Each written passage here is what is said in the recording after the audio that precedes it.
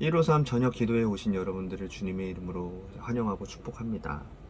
오늘 말씀은 요한복음 8장 1절에서 11절 말씀까지입니다.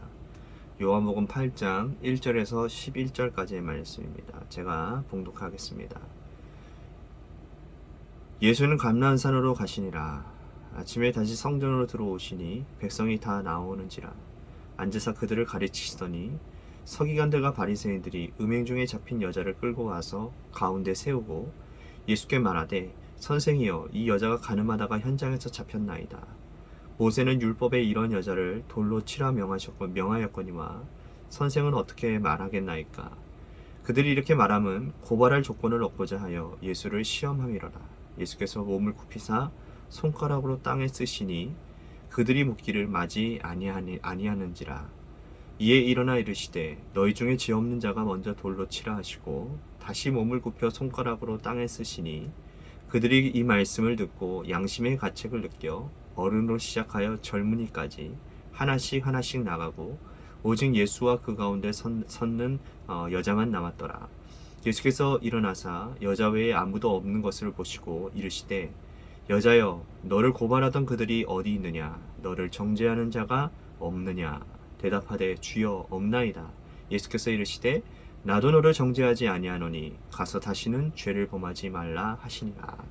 아멘.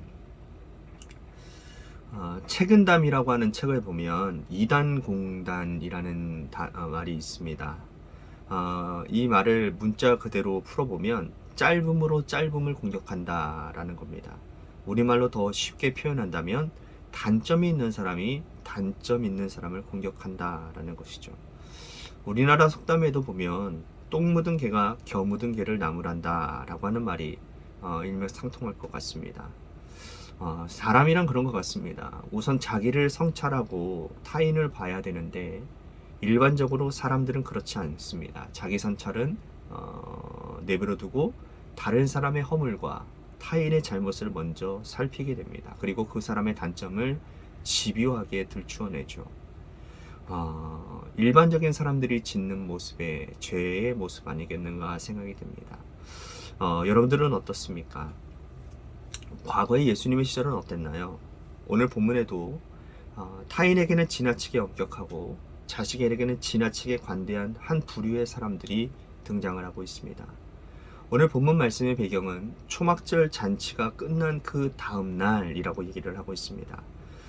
초막절 잔치 마지막 날은 사람들이 이 해방감의 잔치를 벌입니다. 그래서 그 잔치를 벌일 때에는 뭐라 해야 될까요? 일탈들이 많이 일어나게 됩니다.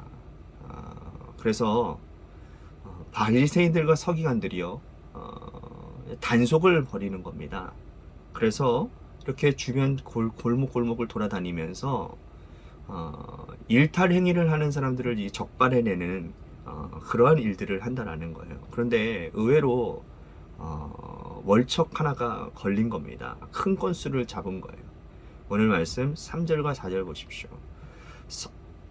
서기관들과 바리새인들이 음행 중에 잡힌 여자를 끌고 와서 가운데 세우고 예수께 말하되 선생이여, 이 여자가 가늠하다가 현장에 잡혔나이다. 자, 보십시오. 가늠하다가 현장에서 잡힌 여인을 이 서기관들과 바리새인들이 예수님께 끌고 나왔습니다. 여러분, 생각을 해보십시오. 가늠을 여자 혼자만 하나요? 그쵸? 남자는 어디 갔나요? 모세 율법에 의하면 남자와 여자 둘 다 돌로 치라고 되어 있는데 남자는 어디론가 사라졌습니다. 남자는 어디 풀어서 보내버리고 여인만 끌고 와서 예수님께 지금 묻고 있는 겁니다. 자, 이들이 예수님께 왜 왔을까요? 사실 예수님은 법을 집행할 만한 그런 위치에 있는 분이 아닙니다. 그런데 이들이 왜 이 여인을 끌고 왔을까요? 오늘 말씀에 예수님을 시험하고자, 예수님을 곤란한 상황에 빠뜨리고자 이 여인을 끌고 왔다라고 말씀을 합니다. 자, 5절을 보십시오. 모세는 율법에 이러한 여자를 돌로 치라 명하였거니와 선생은 어떻게 말씀하시겠습니까? 자, 이 이유 때문에 이들이 뒷골목을 밤새도록 헤집고 다니면서 현행범을 찾고 다녔던 거예요. 그래서 예수님께 여인을 끌고 온 것이죠. 자, 보십시오. 만약 예수님께서 이 여인을 돌로 치라 라고 했다고 한다면 지금까지 예수님께서 말씀하신 사랑이라고 하는 이 말씀에 전면으로 위배되는 사람이 되고 마는 겁니다. 다시 말씀드리면 이중인격자, 앞뒤가 맞지 않는 사람, 사랑을 외친다면서 돌로 여인을 쳐 죽여도 된다? 아마 이 일로 인해서 서기관들과 바리새인들이 온 동네에 방네에 떠들고 다녔을 겁니다. 그런데 또 하나, 만약에 예수님께서 용서하라 라고 말씀하신다면 이거는 유대인의 율법을 어기는 행위입니다. 그러면 당장 예수님을 고발해서 예수님을 죽일 수 있는 거예요. 그러니 이 질문은, 이 사건은 예수님을 진퇴양난에 빠지게 하는 그러한 일이었다라는 것입니다. 자, 예수님이 이 상황을 어떻게 돌파하셨나요? 예수님께서는요, 아무 말씀하지 아니하시고 허리를 굽히시고 땅바닥에다가 무언가를 쓰셨습니다. 성경에는 뭘 썼는지는 나와 있지가 않아서 우리는 알지 못하지만 어떤 목사님 설교는 그 모여있는 모든 사람들의 죄명들을 다 거기다가 적으셨다 그렇게 말씀을 하시는데 무슨 말씀을 쓰셨는지는 알 수가 없습니다. 성경에 말하지 않았기 때문에. 그런데 보십시오.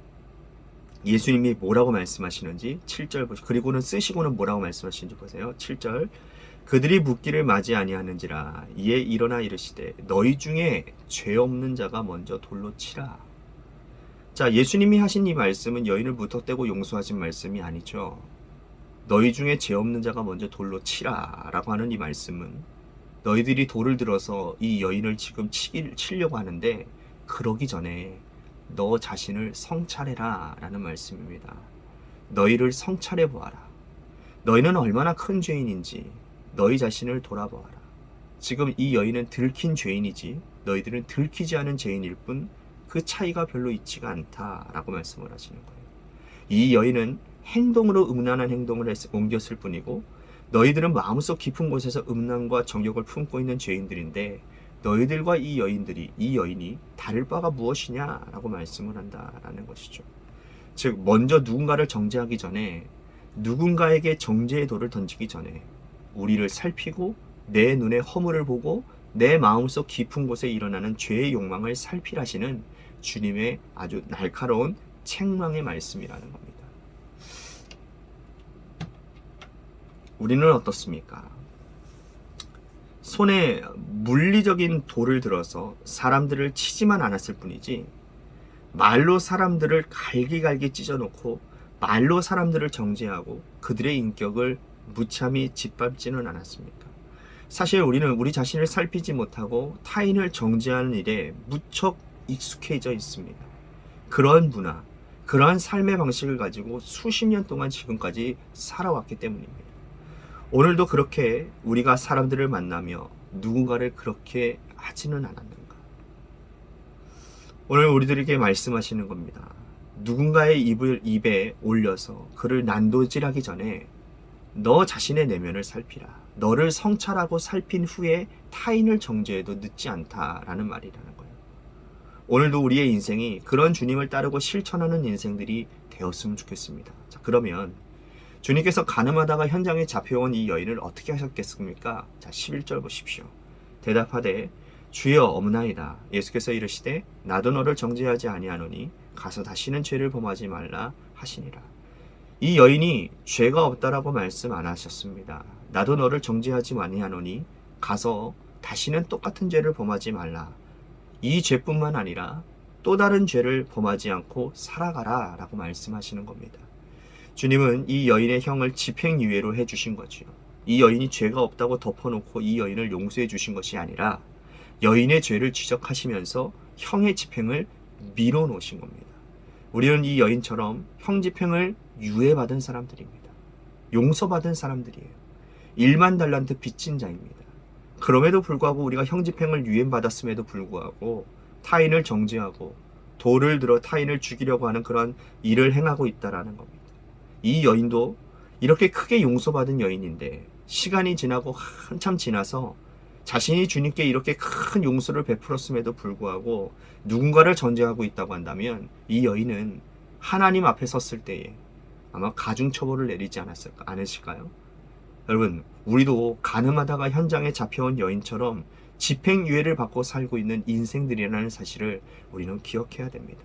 그래서 우리가 하루하루 살아가면서 누군가의 허물이 보이거나 손가락질하고 싶은 사람들이 보일 때마다 정죄의 돌을 들어 그의 인격을 살해하고 싶은 사람이 보일 때마다 우리 자신을 먼저 살펴보는 지혜가 있어야 되겠습니다. 그리고 주님의 은혜에 감사해야 되겠습니다. 집행유예를 당하고 있는 우리, 형집행을 미루어 주신 그 주님의 사랑을 기억하는 귀한 복된 하루를 마무리하는 여러분들 되시기를 주님의 이름으로 간절히 축복하겠습니다. 우리 같이 오늘 말씀을 생각하면서 우리 같이 기도했으면 좋겠고요. 또 한 가지 우리 같이 기도할 것은 저희 가정을 위해서 중보 기도해 주시기를 바랍니다. 저희 하소미와 하이미가 지금 코로나 감염 위기 가운데 있는데 하소미가 좀 상황이 안 좋습니다. 아마 내일 결과가 나올 것 같은데요. 하이미는 그래도 아무런 증상이 없이 잘 지내고 있습니다. 여러분들 저희 가정 격리 기간 동안 참 하나님의 은혜 가운데 성도님들의 많은 섬김과 또한 위로와 또 사랑이 얼마나 감사한지 모릅니다. 그래서 이 어려운 상황 가운데서도 감사하고 이겨낼 수 있다라는 그런 감사한 은혜를 경험하고 있습니다. 감사하고요. 계속해서 저희 가정을 위해 기도해 주시고 우리 원로 사모님을 위해서도 여러분들 기도해 주시기를 바라고 마지막으로 우리 관악교회를 위해서 여러분들의 삶의 자리와 여러분들의 자녀들을 위해서 기도하시다가 돌아가시기를 바랍니다. 우리 10분만이라도 하나님 앞에 간절히 기도하며 나아갑시다. 기도하시겠습니다.